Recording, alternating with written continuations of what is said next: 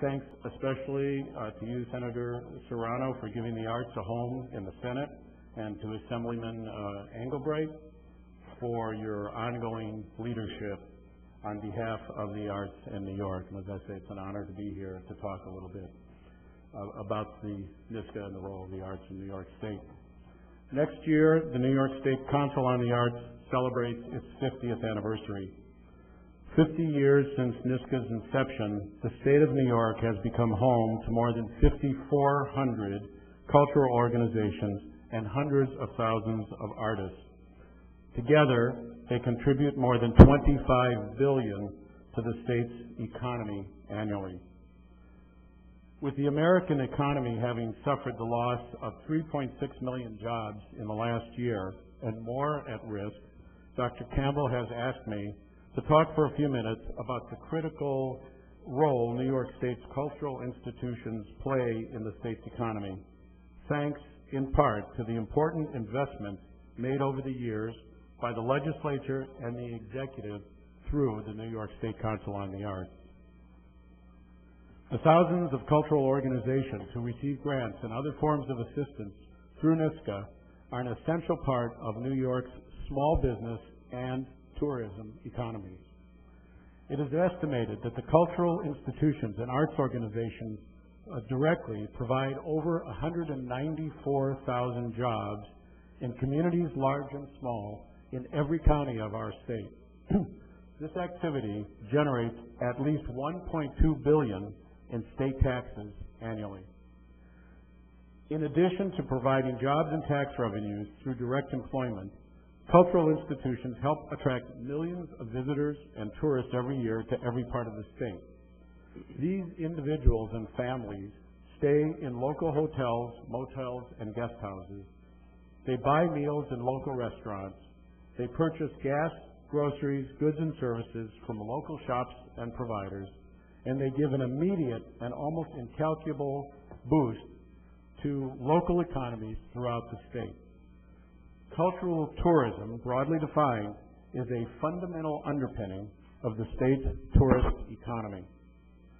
Over the years, surveys have shown that people seek employment in our state to be able, with their families, to take advantage of the unique cultural richness and diversity found in New York. These opportunities are provided in large part through the cultural institutions supported by you through NYSCA. Finally, as the Assembly member has said, arts and cultural institutions play an essential role in educating millions of school children around the state and exposing them firsthand to the rich and diverse cultural heritage that we share as New Yorkers and as global citizens. At the heart of New York State's cultural network is the New York State Council on the Arts, which historically has been a critical mechanism for investment in the state's cultural infrastructure and activities.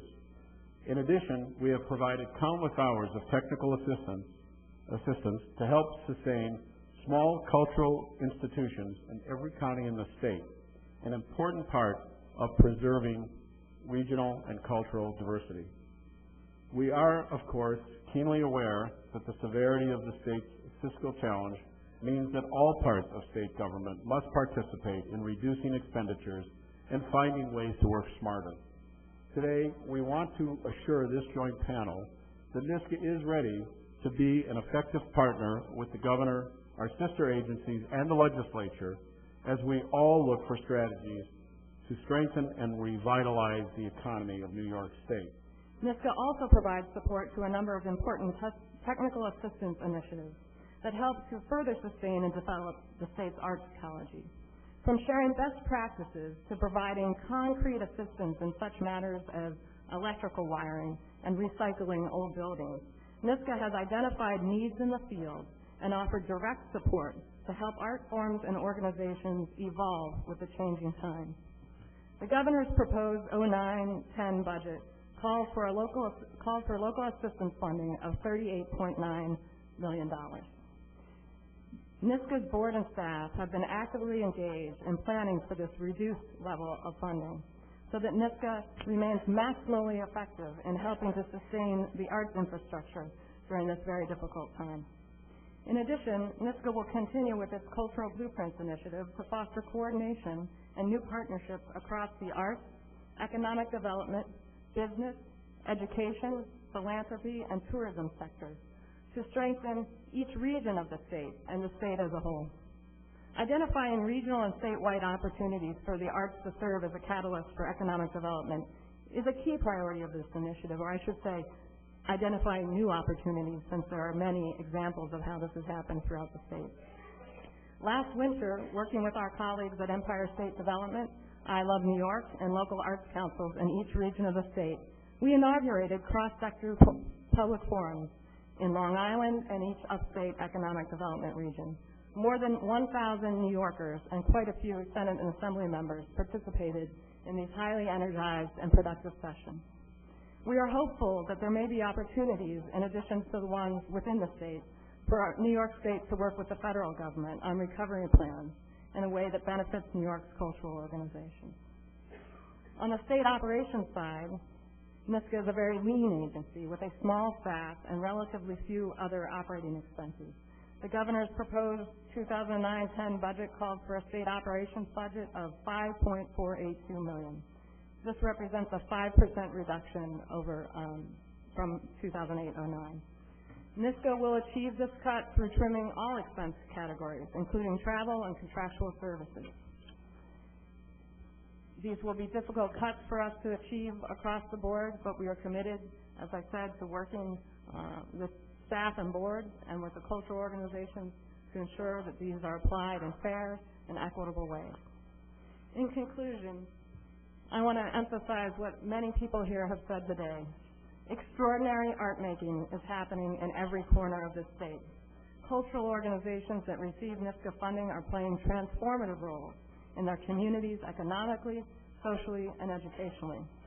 The Center for Arts in Homer is a showcase for rural community leadership.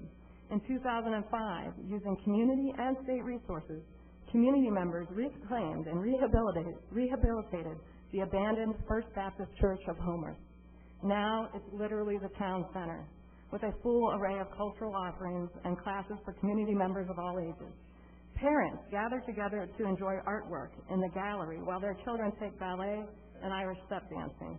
Locals and visitors alike enjoy a roster of acclaimed performing artists in the heart of New York State. The rehabilitation and expansion of Proctor's Theater in 2003 is a central component of the redevelopment of downtown Schenectady. The transformation has been astonishing. Within 6 years, occupancy rates in commercial properties around the theater went from a 90% vacancy rate to a 90% occupancy rate. Every year, more than 500,000 visitors from all over the country are drawn to the eclectic offerings on stage and screen, while educational programs reach more than 65,000 area students. The Brooklyn Academy of Music is one of New York State's treasures, featuring more than 200 stage performances each year. It is in the top 1% of all employers in Brooklyn. Additionally, a current construction project to expand its cultural offerings will use 125 construction workers daily and involve more than 800 tradesmen. The conversion of vacant and underused property to artist space, increased services to the public such as the Celebrate Brooklyn concert series, and a marked influx of new stores and restaurants all reflect BAM's tremendous impact on their community. The state is full of examples such as these, from Patchogue to Potsdam to Niagara. They are all testaments of the power of the arts in community revitalization and to the primacy of culture in enhancing the quality of life and creating a sense of place which we cherish in our communities. As we navigate these dire times, NYSCA looks forward to partnering with the governor and the state legislature to revitalize the state's economy and the people's needs.